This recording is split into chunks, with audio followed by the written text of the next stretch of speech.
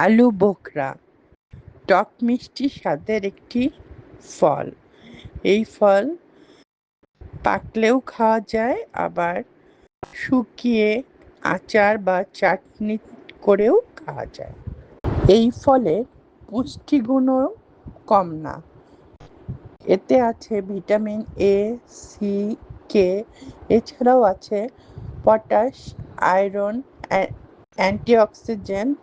টবে ছাদে এই ফল খুব ভালো হয় দেখে আমিও লাগিয়ে ফেললাম বাড়ি ওয়ান জাতের একটি আলু বোখরার গাছ।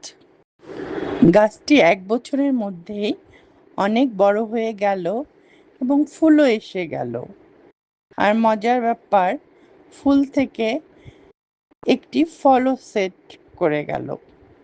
আমি গাছটির কিভাবে যত্ন নিয়েছি তা আপনাদের সাথে শেয়ার করব।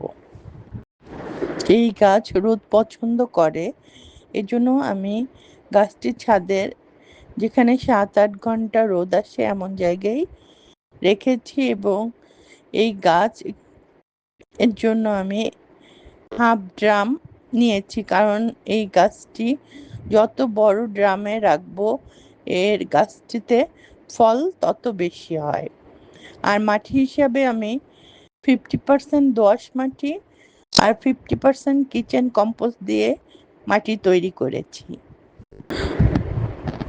এই গাছের রোগবালাই হয় না বললেই চলে, তবে আমি মাসে একবার নিম তেল ডিটারজেন্টের সাথে মিশিয়ে স্প্রে করে থাকি।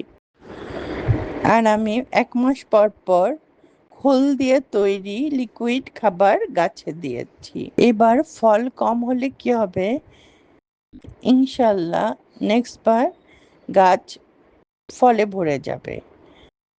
আজ এ পর্যন্তই। আল্লাহ হাফেজ।